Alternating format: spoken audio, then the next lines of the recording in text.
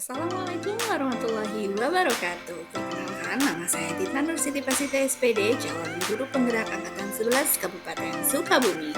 Kali ini saya akan memaparkan modul 1.1 koneksi antar materi, kesimpulan dan refleksi filosofi pemikiran Ki Hajar Dewantara. Sistematika refleksi yang akan dipaparkan: 1. Simpulan materi. 2. Pemahaman sebelum mempelajari materi. 3. Pemahaman setelah mempelajari materi. Dan keempat, rencana tindak lanjut.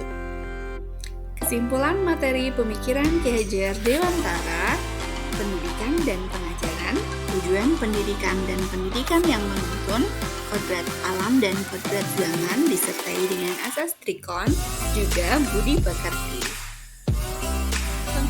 Pengajaran dan pendidikan menurut Ki Hajar Dewantara.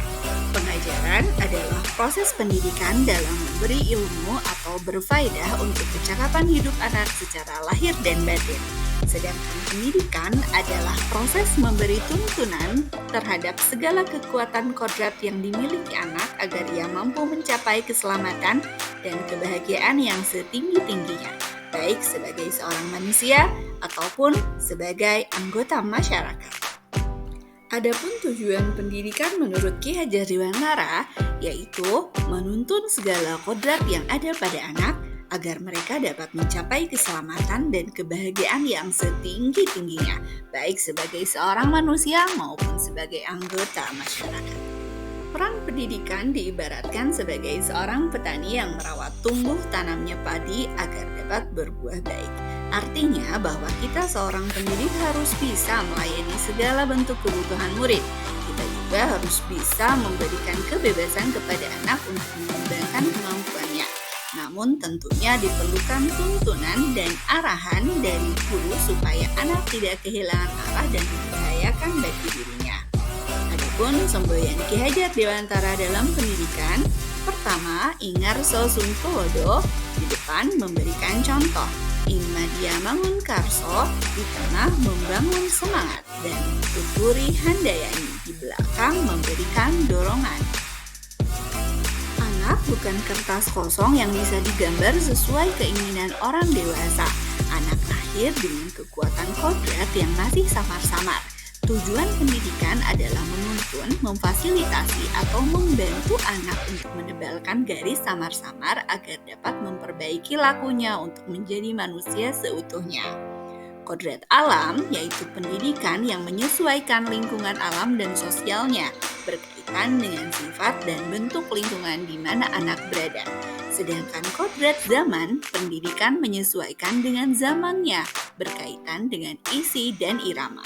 Adapun asas trikon ada 3, yaitu pertama kontinu, pendidikan berkesinambungan, kedua konvergen, mengambil dari berbagai sumber, dan ketiga konsentris, tetap berdasarkan karakter budayanya sendiri. Budi pekerti terdiri dari 2 kata. Budi bermakna pikiran, perasaan, kehendak atau kemauan, sedangkan pekerti berarti tenaga. Cipta tambah rasa, tambah karsa atau karya, tambah pekerti atau tenaga akan menghasilkan keseimbangan atau keselarasan hidup.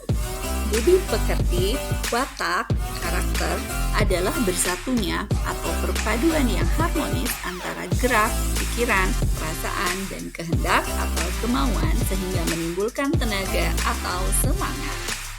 Pemahaman saya sebelum mempelajari materi modul 1.1 diantaranya yaitu pembelajaran hanya sebagai transfer materi, hanya melihat hasil evaluasi, teacher center, tidak peduli dengan pemahaman murid, dan keberhasilan hanya berdasarkan nilai KKM saja.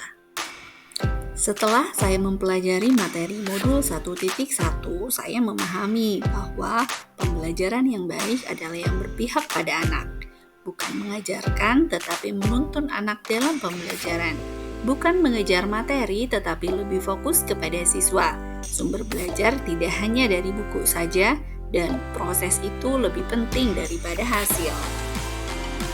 Rencana tindak lanjut yang akan saya lakukan yaitu merancang pembelajaran yang interaktif dan menyenangkan, menjadikan murid sebagai sumber pembelajaran, menerapkan pembelajaran abad 21, menerapkan sistem AMON dalam pembelajaran, melaksanakan penilaian yang beragam, yang mengakomodasi minat, bakat, dan keberagaman siswa.